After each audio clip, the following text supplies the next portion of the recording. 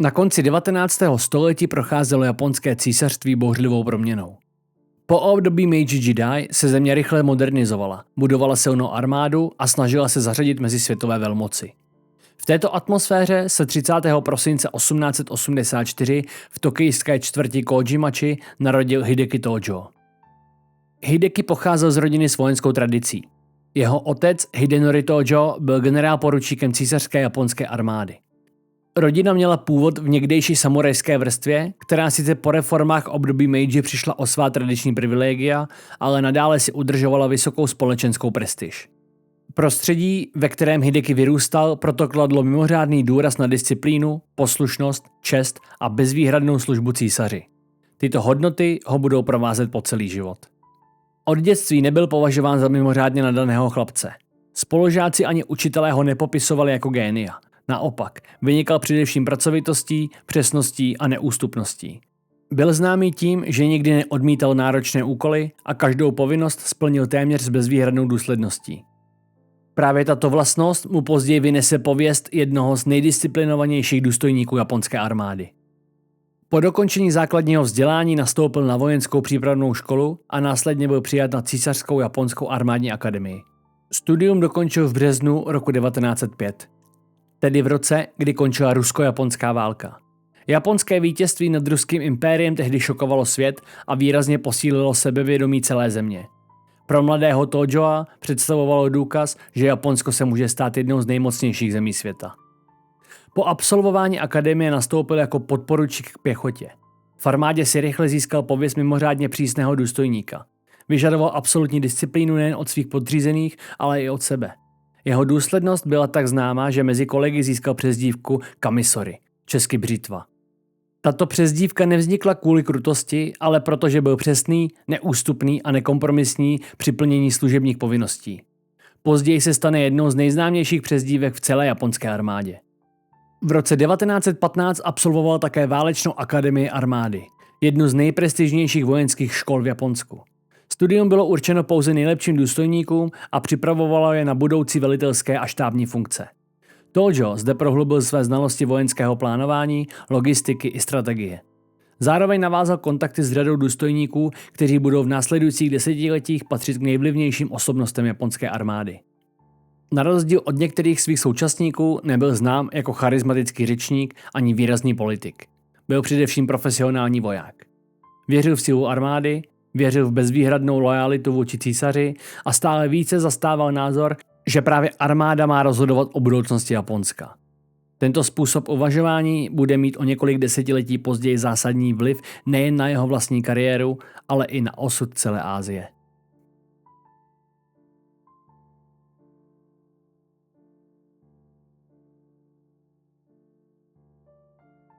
Po absolvování Válečné akademie armády pokračoval Hideki Tojo v budování své vojenské kariéry. Během 20. let zastával především štábní a administrativní funkce, které mu umožnily získat pověst mimořádně schopného organizátora. Nebyl považován za geniálního stratega ani slavného polního velitele. Jeho největší předností byla schopnost prosazovat disciplínu, organizovat armádu a důsledně plnit rozkazy. Právě díky těmto vlastnostem postupoval rychle vzhůru v armádní hierarchii. V roce 1931 obsadila Kvantungská armáda po takzvaném Mukdenském incidentu rozsáhlé oblasti Mandžuska na severovýchodě Číny. O rok později zde Japonsko vytvořilo loutkový stát Mandžusko. Přestože Tojo tehdy ještě nepatřil k hlavním velitelům celé operace, právě události v Mandžusku významně ovlivnily jeho další kariéru.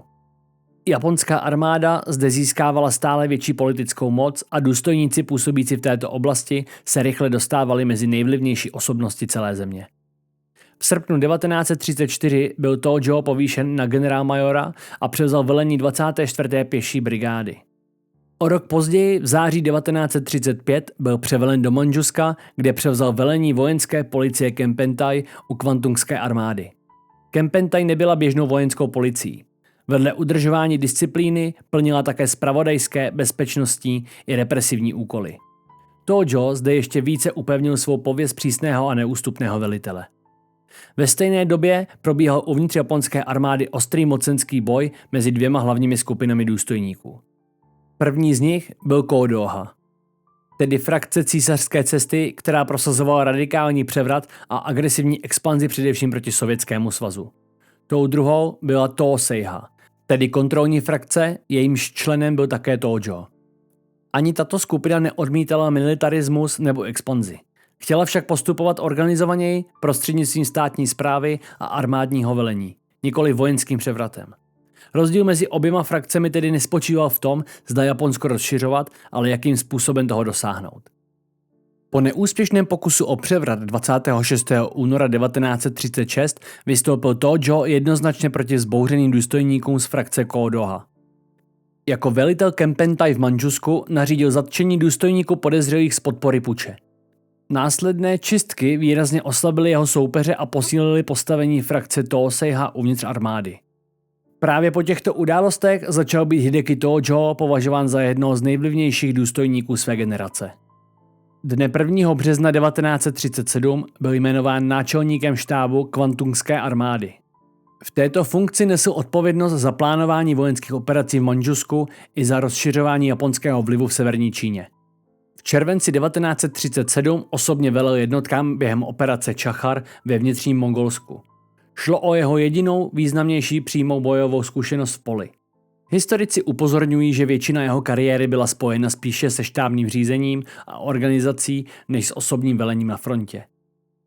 Právě během působení v Mandžusku se z disciplinovaného důstojníka stal jeden z nejmocnějších mužů japonské armády.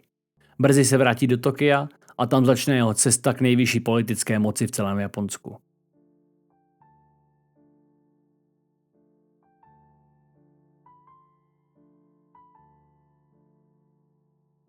Po návratu z Mandžuska patřil Hideki Tojo mezi nejvlivnější důstojníky císařské japonské armády.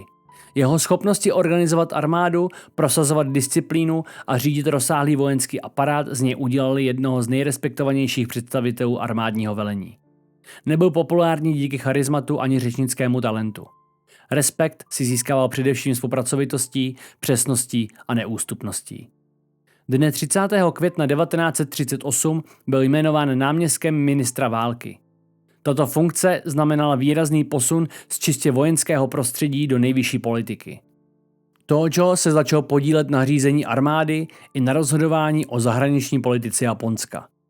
V této době už probíhala druhá čínsko-japonská válka, která začala v červenci 1937 a armáda získávala stále větší vliv na chod státu. Civilní politici postupně ztráceli schopnost vojenské vedení kontrolovat. V létě roku 1940 se předsedou japonské vlády znovu stal princ Fumimaro Konoe. Dne 22. července 1940 jmenoval Hidekiho Tojoa ministrem války. Šlo o jednu z nejmocnějších funkcí v celém Japonsku. Podle tehdejší ústavy totiž armáda podléhala přímo císaři a ministr války měl mimořádný vliv na fungování vlády. Pokud armáda odmítla ministra jmenovat nebo odvolat svého zástupce z kabinetu, mohla tím prakticky způsobit pád celé vlády. Tato ústavní úprava výrazně posilovala politický vliv armády. Ve stejné době se Japonsko stále více zbližovalo s nacistickým Německem a fašistickou Itálií. Dne 27. září 1940 podepsalo trojstranný pakt, kterým vzniklo formální spojenectví zemí osy. Tojo tento krok podporoval. Je však důležité uvést přesně, že nebyl jediným autorem této politiky. O uzavření paktu rozhodovalo širší japonské vedení včetně vlády, armády, námořnictva a se souhlasem císaře Hirohita podle tehdejšího ústavního systému. Historici dnes odmítají zjednodušené tvrzení, že šlo výhradně o Tojovo rozhodnutí. Současně se začaly prudce zhoršovat vztahy mezi Japonskem a Spojenými státy americkými. Překračující válka v Číně i japonská expanze do francouzské Indočíny vedly k americkým hospodářským sankcím. V létě 1941 Spojené státy zmrazily japonská aktiva a společně s dalšími zeměmi omezily vývoz ropy do Japonska. Protože země dovážela přibližně 4/5 své spotřeby ropy, představovala embargo mimořádně vážný problém. Japonské vedení stálo před rozhodnutím, zda ustoupit americkým požadavkům nebo hledat nové zdroje surovin silou. Uvnitř vlády se vedly intenzivní spory. Předseda vlády Fumimaro Konoe se ještě pokoušel nalézt diplomatické řešení se Spojenými státy. Tojo naopak zastával tvrdší postoj. Neznamená to ale, že od začátku bezpodmínečně požadoval válku. Dochované zápisy z jednání ukazují, že podporoval pokračování diplomatických rozhovorů, zároveň však trval na tom, že Japonsko nesmí přijmout podmínky, které by podle armády znamenaly vzdát se dosavadních zisků v Číně. Když se jednání dostalo do slepé uličky, začala být válka považována za stále pravděpodobnější možnost. V říjnu 1941 princ Konoe rezignoval. Před Japonskem stálo rozhodnutí, které změní dějiny. Novým předsedou vlády se stane právě Hideki Tojo. A během několika týdnů bude stát před otázkou, zda zahájit válku proti Spojeným státům.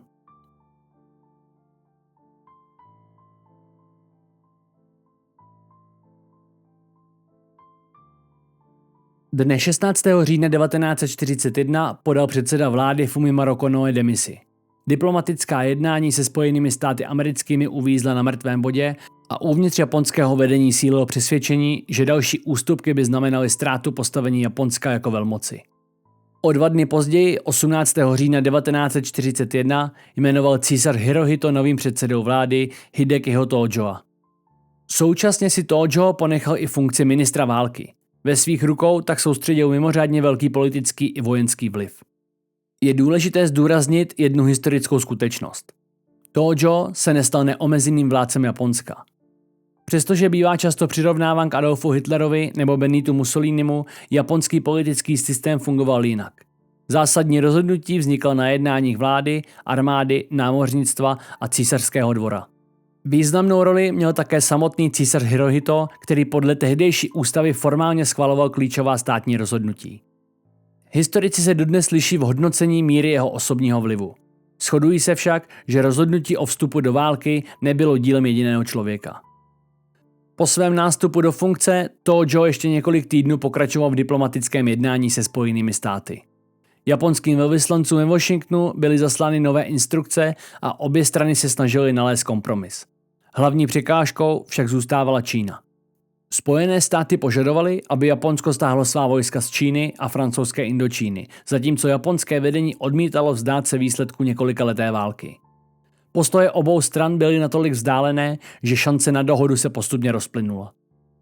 Dne 5. listopadu 1941 schválila císařská konference plán pokračovat v diplomatických jednáních, současně však nařídila dokončit vojenské přípravy pro případ války. O měsíc později 1. prosince 1941 se uskutečnila další císařská konference. Na ní bylo po konstatování neúspěchu jednání přijato rozhodnutí zahájit válku proti Spojeným státům, Spojenému království a Nizozemsku. Toto rozhodnutí bylo výsledkem kolektivního procesu japonského vedení, nikoli v samotného příkazu Hidekiho Tojoa. Mezitím už byla japonská úderná flotila na cestě přes severní část Tichého oceánu. Jejím cílem byla americká námořní základna Pearl Harbor na havajském ostrově Oahu.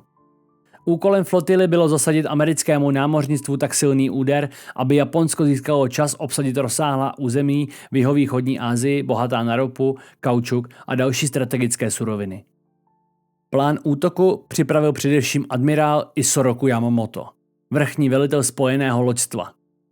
Tojo útok podporoval jako předseda vlády a ministr války. Jeho autorem však nebyl. Ráno 7. prosince 1941 havajského času zaútočila japonská letadla na Pearl Harbor. Ve stejnou dobu, vzhledem k datové hranici, bylo v Japonsku již 8. prosince 1941.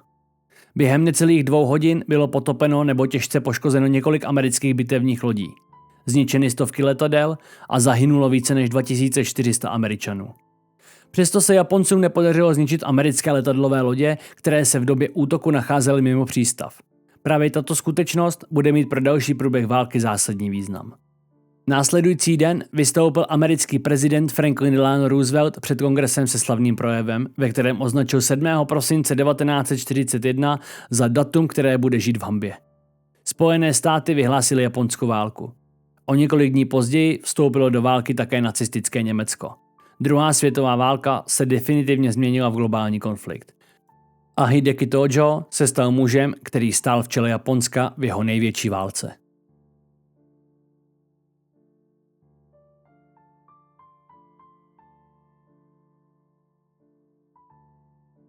Po útoku na Pearl Harbor se Japonsko během několika měsíců stalo nejúspěšnější vojenskou mocností v oblasti Tichého oceánu. Armáda i námořnictvo postupovaly rychleji, než očekávali samotní japonští velitelé. Pro Hidekiho Tojoa představovaly první měsíce války období největší politické moci. Veřejnost ho vnímala jako předsedu vlády, pod jehož vedením Japonsko dosahovalo jednoho vítězství za druhým. Je však důležité připomenout, že většinu těchto vojenských operací plánovali a řídili velitelé armády a námořnictva, nikoli v Tojo osobně. Již 10. prosince 1941 potopilo japonské námořní letectvo britské bitevní lodě HMS Prince of Wales a HMS Repulse u pobřeží Malajska.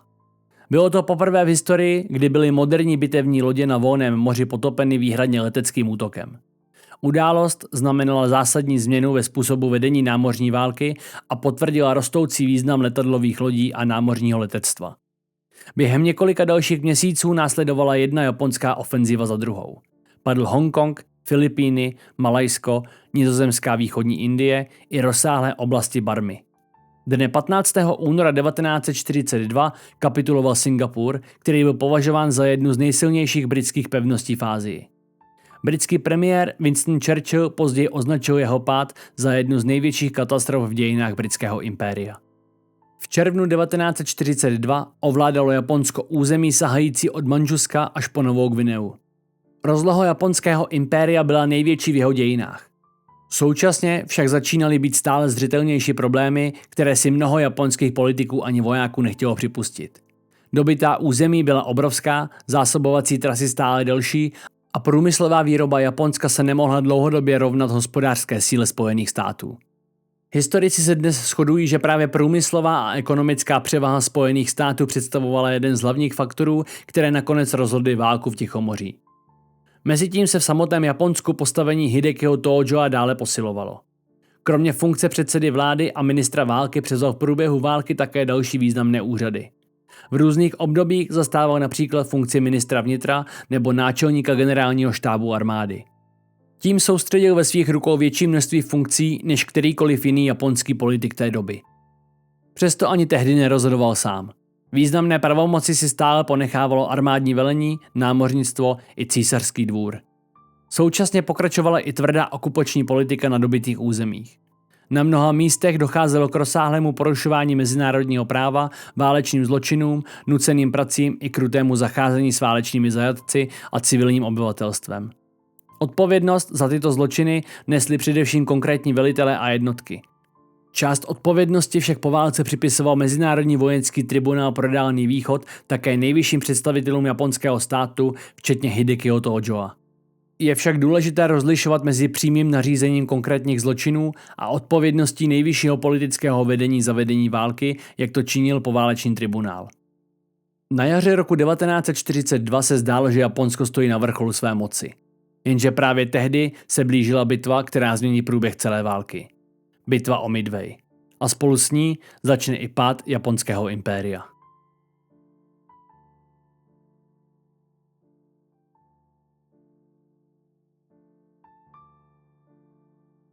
Na jaře roku 1942 se zdálo, že japonské císařství dosáhlo téměř všech svých hlavních strategických cílů. Ovládalo rozsáhlá území v Asii a Tichomoří, získalo přístup k důležitým surovinám a americké námořnictvo se po útoku na Pearl Harbor stále zpamatovávalo z prvního šoku. Japonské velení se proto rozhodlo zasadit Spojeným státům další rozhodující úder. Cílem se stal atol Midway, ležící přibližně na půl cesty mezi Japonskem a Havají. Plán operace připravil vrchní velitel spojeného loďstva admirál Isoroku Yamamoto. Hideki Tojo jako předseda vlády operaci podporoval, její vojenské plánování však řídilo především námořnictvo. Ve dnech 4. až 7. června 1942 došlo k bitvě u Midway. Americké námořnictvo díky úspěšnému prolomení části japonských šifrovacích systémů předem vědělo, kde Japonci zaútočí. Během několika hodin se americkým letadlům podařilo potopit 4 japonské letadlové lodě. Akagi, Kaga, Soryu a Hiryu. Současně zahynula velká část zkušených pilotů námořního letectva, které Japonsko už nedokázalo nahradit stejným tempem jako Spojené státy. Historici se dnes shodují, že právě Midway představovalo jeden z nejvýznamnějších zlomů války v Tichomoří. Přesto válka zdaleka neskončila. Už v srpnu 1942 zahájili Američané vylodění na ostrově Guadalcanal v souostroví Šalamonovy ostrovy. Následovala několikaměsíční vyčerpávající bitva, během níž obě strany utrpěly těžké ztráty. Dne 9. února 1943 se japonské jednotky z ostrova stáhly. Guadalcanal znamenal první velkou pozemní porážku Japonska a definitivně ukázal, že strategická iniciativa přechází na stranu spojenců. Zatímco na frontě přibývalo porážek, doma začala sílit kritika vlády. Japonský průmysl nestačil nahrazovat ztracené lodě, letadla ani zkušené posádky. Spojenecké ponorky stále účinněji narušovaly zásobovací trasy a země začínala pociťovat nedostatek surovin i potravin.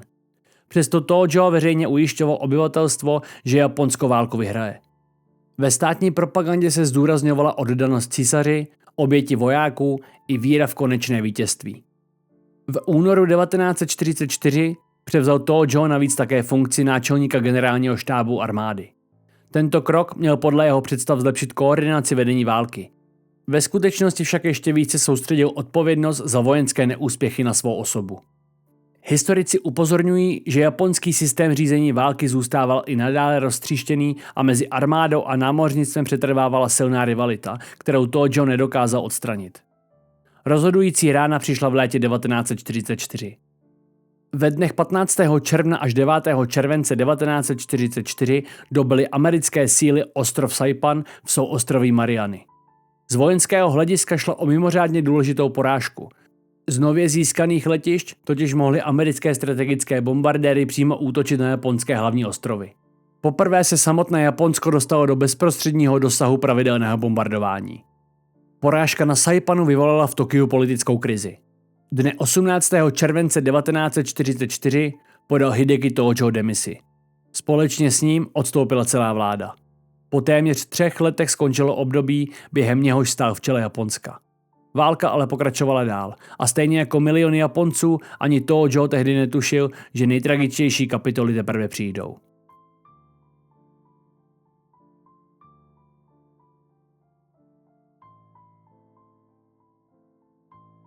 Po rezignaci 18. července 1944 zmizel Hideki Tojo z čela japonské vlády. Novým předsedou vlády se stal generál Kuniaki Koiso. Přesto Tojo zůstával významnou osobností armády a veřejného života. Už však nerozhodoval o každodenním vedení války. Japonské ozbrojené síly mezitím ustupovaly na téměř všech frontách a strategická iniciativa definitivně přešla na stranu spojenců. Na podzim roku 1944 zahájily Spojené státy rozsáhlou ofenzívu na Filipínách. Ve dnech 23. až 26. října 1944 proběhla bitva v zálivu Leyte, která je podle výtlaku zúčastněných lodí považována za největší námořní bitvu v dějinách. Japonské císařské námořnictvo zde utrpělo zdrcující porážku a definitivně ztratilo schopnost vést rozsáhlé námořní operace. Právě během této kampaně byly poprvé organizovaně nasazeny také jednotky kamikaze, jejichž piloti úmyslně naráželi letadly do spojeneckých lodí. V následujících měsících se válka přiblížila přímo k japonským ostrovům. Po krvavých bitvách o Iwo Jimu a Okinawu získaly Spojené státy základny, ze kterých mohly zahájit intenzivní bombardování samotného Japonska. V noci z 9. na 10. března 1945 provedly americké bombardéry ničivý zápalný nálet na Tokio. Během jediné noci zahynuli 10 000 civilistů a velká část města lehla popelem. Šlo o jeden z nejničivějších konvenčních leteckých útoků v dějinách. Přesto se japonské vedení stále zdráhalo přijmout bezpodmínečnou kapitulaci. Situace se dramaticky změnila až v srpnu 1945. 6. srpna 1945 svrhly Spojené státy první bojově použitou atomovou bombu na Hirošimu. O 3 dny později, 9. srpna 1945, následoval útok na Nagasaki. Ve stejný den zahájil Sovětský svaz rozsáhlou ofenzivu proti japonským silám v Mandžusku, čímž porušil dosavadní pakt o neutralitě. Historici se dodnes přou o relativní význam těchto událostí pro rozhodnutí Japonska kapitulovat. Převládá však názor, že kombinace atomových útoků a vstupu Sovětského svazu do války vytvořila situaci, kterou už japonské vedení nedokázalo vojensky řešit. Dne 15. srpna 1945 vystoupil císař Hirohito prostřednictvím rozhlasového projevu poprvé přímo k japonskému národu. Oznámil přijetí podmínek Postupimské deklarace. Pro většinu Japonců to bylo poprvé, kdy slyšeli hlas svého císaře. Formální kapitulace byla podepsána 2. září 1945 na palubě americké bitevní lodi USS Missouri zakotvené v Tokijském zálivu. Tím definitivně skončila druhá světová válka. Po válce začaly spojenecké okupační úřady připravovat zatýkání nejvyšších představitelů bývalého japonského režimu. Hideki Tojo dobře věděl, že patří mezi hlavní osoby, které budou volány k odpovědnosti. Rozhodl se proto učinit krok, který obletí celý svět.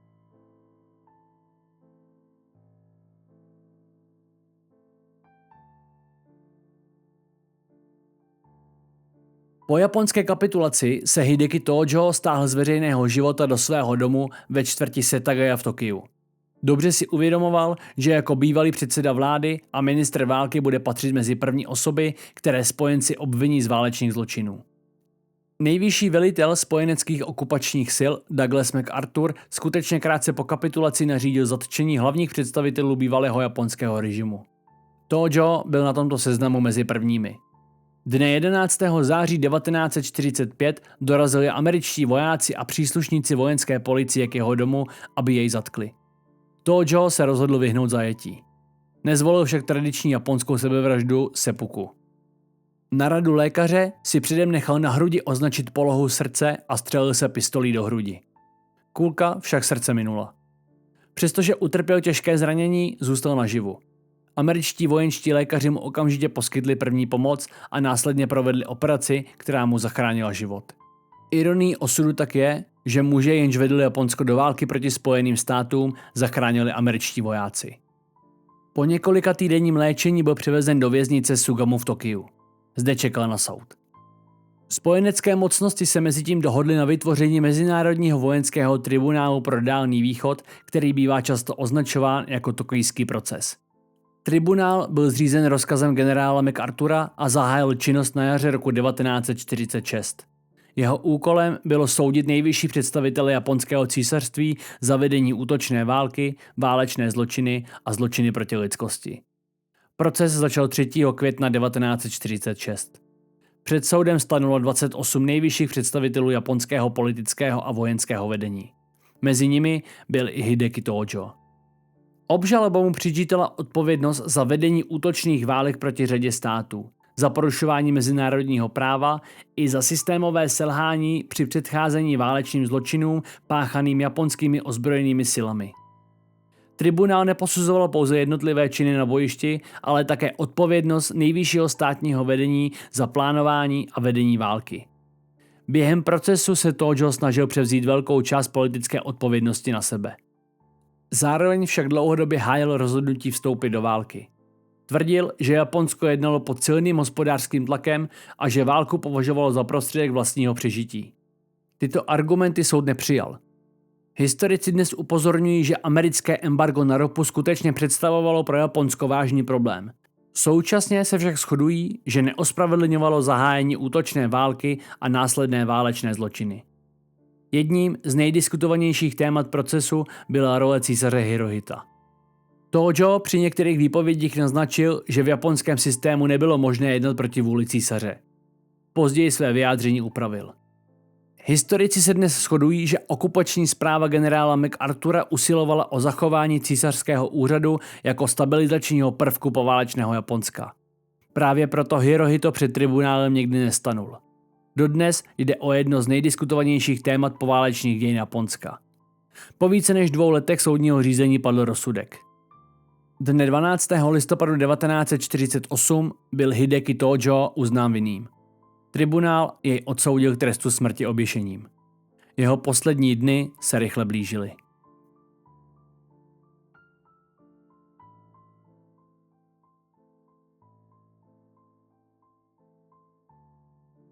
Po více než 2 letech soudního řízení vynesl Mezinárodní vojenský tribunál pro Dálný východ rozsudek. Hideki Tojo byl uznán vinným v několika bodech obžaloby. Především za vedení útočné války a další zločiny spojené s nejvyšší politickou odpovědností za vedení japonského císařství během druhé světové války. Tribunál ho odsoudil k trestu smrti oběšením. Po vynesení rozsudku zůstal Tojo ve věznici Sugamo v Tokiu. Podle dochovaných svědectví trávil většinu času četbou, psaním dopisů a rozhovory s buddhistickými i křesťanskými duchovními. Sepsal několik závěrečných prohlášení, ve kterých převzal odpovědnost za své politické kroky jako předseda vlády. Současně vyjádřil přání, aby se poválečné Japonsko dokázalo obnovit a aby mezi Japonskem a Spojenými státy jednou vznikly přátelské vztahy.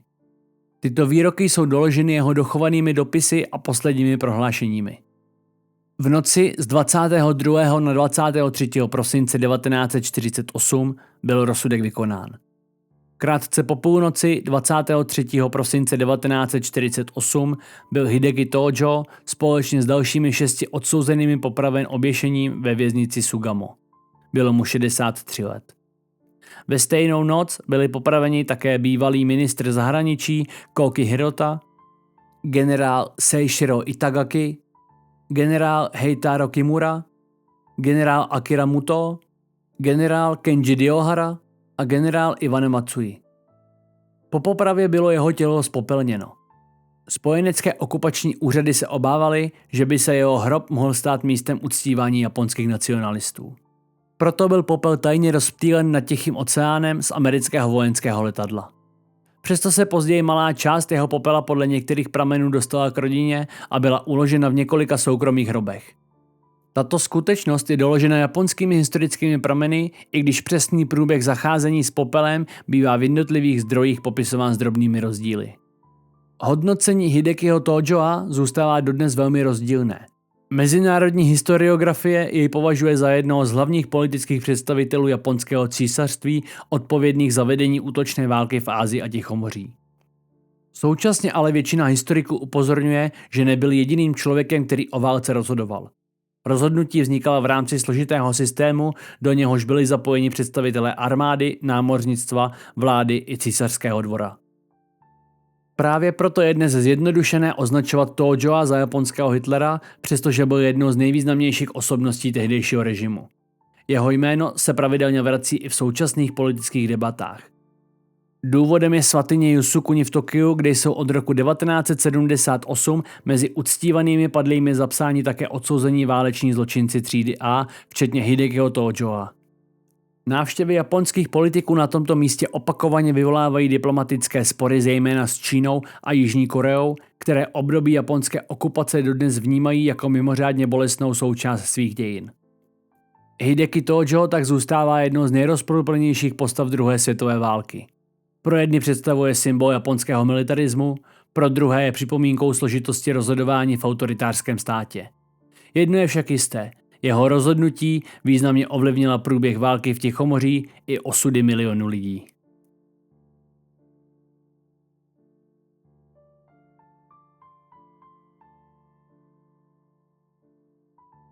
Ve druhé světové válce stáli v čele válečných států politici, vojáci i panovníci. V Japonsku se jednou z nejznámějších tváří tohoto období stal Hideki Tojo. Přesto je důležité připomenout jednu historickou skutečnost. Japonské císařství nebylo řízeno stejným způsobem jako nacistické Německo. Tojo sice soustředil mimořádně velkou moc, ale o nejzásadnějších otázkách rozhodoval systém, ve kterém hráli významnou roli vláda, armáda, námořnictvo i císař Hirohito. Proto většina historiků odmítá zjednodušené tvrzení, že byl jediným mužem odpovědným za vstup Japonska do války. To ale neznamená, že jeho odpovědnost byla malá. Jako ministr války, jako předseda vlády a později i jako jeden z nejvýše postavených představitelů státu patřil mezi klíčové osoby, které přijímaly rozhodnutí o vedení války. Právě proto byl po jejím skončení souzen Mezinárodním vojenským tribunálem pro Dálný východ a odsouzen k trestu smrti. Jeho odpovědnost nespočívala pouze v jednotlivých vojenských operacích, ale především v podílu na politickém a vojenském vedení japonského císařství během války. Současně je ale potřeba vyhnout se zjednodušování. Ne všechny válečné zločiny japonské armády osobně nařídil. Ne každou vojenskou operaci plánoval. Ne každý krok japonské zahraniční politiky vznikl z jeho iniciativy. Stejně tak nelze tvrdit, že byl pouhou loutkou bez vlastního vlivu. Historické prameny ukazují, že patřil mezi nejvlivnější představitele japonského vedení, ale rozhodoval v rámci širšího systému, který tvořili další vojenští velitelé, ministři i císařský dvůr. Právě proto zůstává jeho osobnost dodnes předmětem odborných debat. Historici diskutují především o tom, jak velký byl jeho skutečný vliv na jednotlivá rozhodnutí. Mnohem méně se však přou o jednu věc. že patřil mezi nejvýznamnější představitele japonského militaristického režimu během druhé světové války. A že jako předseda vlády nese významnou část odpovědnosti za válku, která si v Asii a Tichomoří vyžádala miliony obětí. Po válce prošlo Japonsko zásadní proměnou. Přijalo novou ústavu, omezilo postavení armády, vzdalo se práva vést útočnou válku a během několika desetiletí se stalo jednou z nejvýznamnějších demokratických ekonomik světa. Právě zkušenost s obdobím, kdy stáli v čele země muži jako Hideki Tojo, sehrála při této proměně významnou roli. Hideki Tojo zemřel na popravišti. Jeho rozhodnutí však ovlivnila dějiny mnohem více než jeho vlastní život. Připomínají, jak nebezpečné může být spojení militarismu, nacionalismu a přesvědčení, že politické cíle lze prosadit silou. A také to, že odpovědnost za válku neleží jen na jediném člověku, ale na celém systému, který umožní, aby se podobná rozhodnutí vůbec mohla stát skutečností.